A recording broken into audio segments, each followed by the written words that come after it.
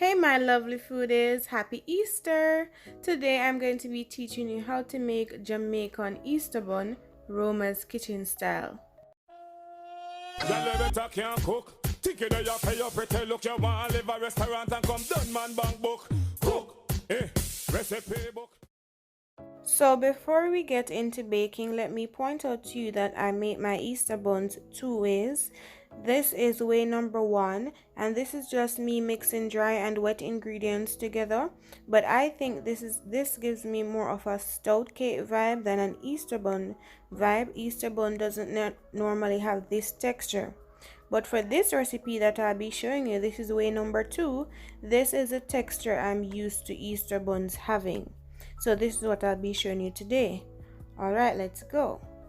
These are all the ingredients I'll be using. Of course, I'll be telling you what each ingredient is and how much of each I'll be using in the video. But you can also find the full printable ingredients list on my website, which will be in the description box. In a saucepan, I'll be adding in all the wet ingredients. My stove is not yet on. First, I'm going to go in with a cup of Guinness stout. You can use dragon stout or you can even use Malta. So next, I'm going to be adding in some butter, and I'm going to be adding in 3 tablespoons of unsalted butter.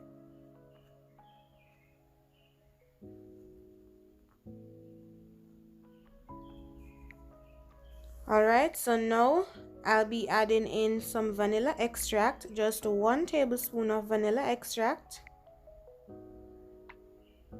Next, I'll be going in with a half tablespoon of rose water. Then I'll be adding to this some fruit jam. I'm adding mixed fruits jam, and I'm adding 2 tablespoons of this. You can add your preferred jam. Add that all in. Next, I'm going to be adding in some molasses. I'll be going in with just 1 tablespoon of molasses, and the molasses I'm adding is just for flavor. Well, it will add a little color to it, but that's not enough to get a nice brown color. So I'll also be adding in some browning. I'm going in with 2 teaspoons of browning.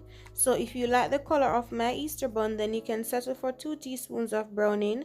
But if you don't, you can add some more browning, but do not exceed a tablespoon of browning. Next, I'm going in with a half cup of sweet cherry wine. Then I'll be adding to this a cup of brown sugar. Next, I'll be going in with just a pinch of salt. And now I'm just going to turn my stove on. I'm going to turn it on to low heat because I just want to melt the butter and to get all the other ingredients nice and dissolved. You don't want this to be hot. You want your liquid just to be warm enough for you to so you can actually stick your finger in. Don't want it too hot. We need to use a warm liquid to actually put everything together. And remember guys, this is the liquid that you'll be using to make your Easter bun. That's the good thing about a homemade Easter bun. You can go ahead and taste your liquid as you go along to see if it's according to your liking. You might like a little more salt than I do. You might like a little more sugar in yours than I do. So if you do, this is the time for you to add those. I'm just tasting mine here. So next, I'll be adding to this 2 tablespoons of honey.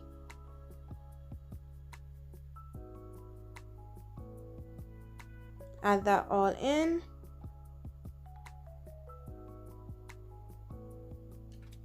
Then I'm going to just mix everything together, allow everything to come together, and then I'm going to move on to my dry ingredients. So I'm using 3.5 cups of all-purpose flour, and to this I'll be adding in 1 tablespoon of active dry yeast. Add that all in. Next, I'll be going in with some Jamaican mixed spice. I'll be just going in with 1 tablespoon of that. You know, our bun has to be nice and spiced. So next I'm going in with just 1 tablespoon of cinnamon powder, a 1/2 tablespoon of ginger powder, and a 1/2 tablespoon of freshly grated nutmeg. You can use grounded nutmeg if that's what you have.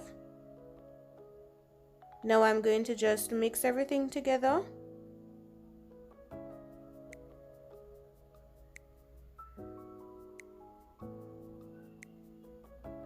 Alright, so to this, now I'm going to be adding in some raisins. I had my raisins soaking in some sweet cherry wine just for 30 minutes. This is 1 cup of it. I don't like mixed fruits in my bun, but if you like mixed fruits in your buns or cherries in your buns, you can go ahead and add those.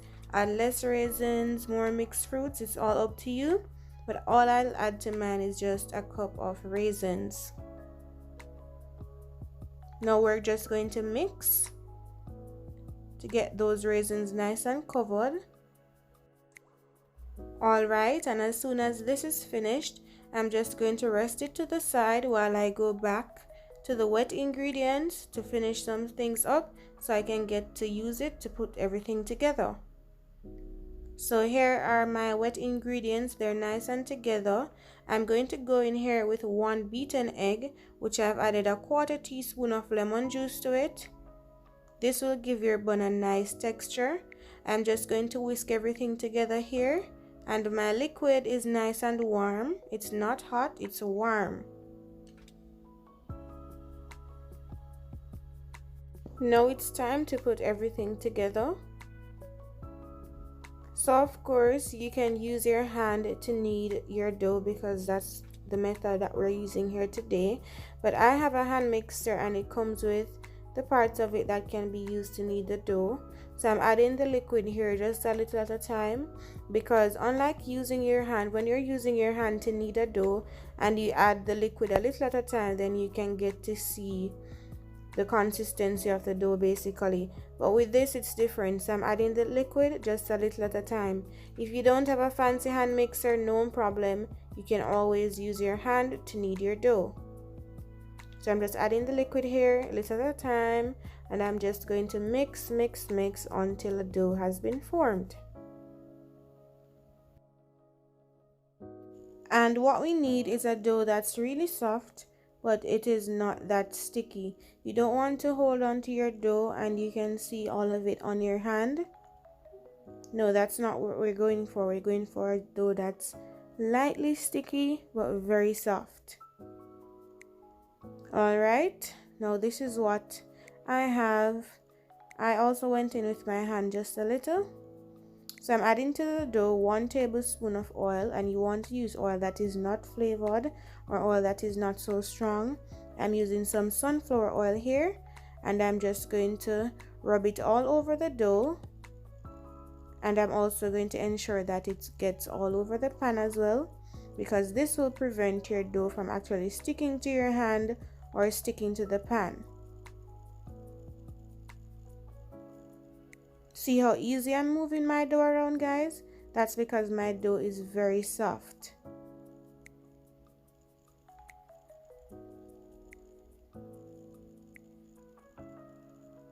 Look at how nice and moist this looks.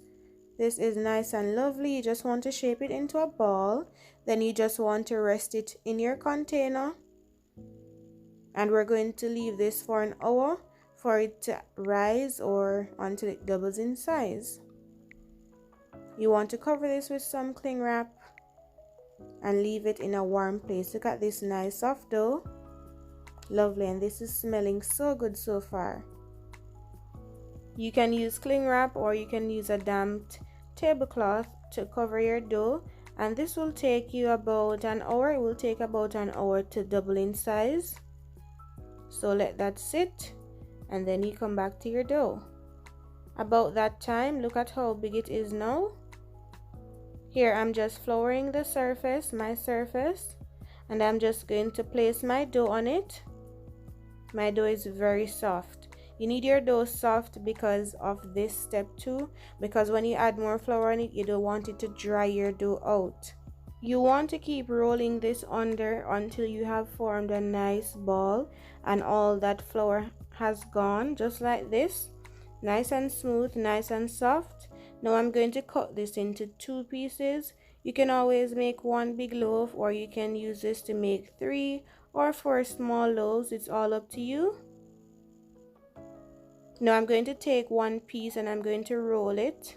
Just fold it under until I have formed a nice loaf, the shape of a loaf that is.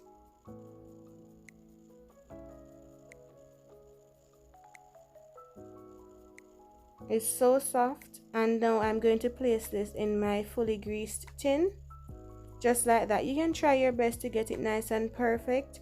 I'm going to do that for both, and here they are.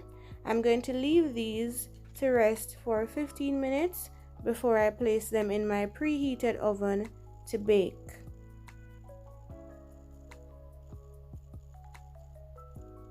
Alright, look at how they're looking right now after 15 minutes.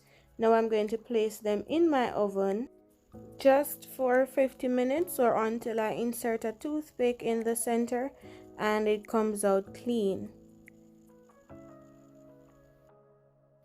So on the last 5 minutes of the bun, I'm going to make a glaze. Here I have 1/4 cup of the wet ingredients mixture. This is the mixture I used to put the bun together, and I have some of it left. This is a 1/4 cup. I'm going to be adding to it a tablespoon of jam.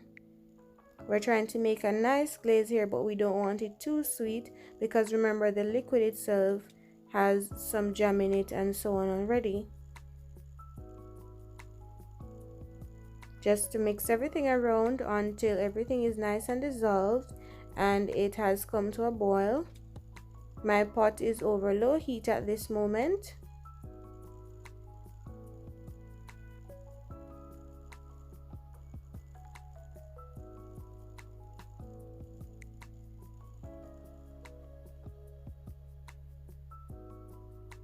Alright, so next I'm going to go in with a tablespoon of coconut oil and a tablespoon of honey.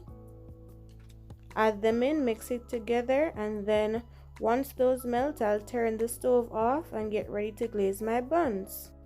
Here I'm adding the warm glaze to the warm bun, because if you add this on the bun when the mixture is cool, it will get too thick and you won't be able to spread it. So just spread that warm glaze all over your bun, and when you do it warm, this will allow it to get nice and moist, the top of it to get super moist, and that's what you're looking for. Just add that all over your bun. Lovely, look at this, guys. Nice and moist, nicely glazed.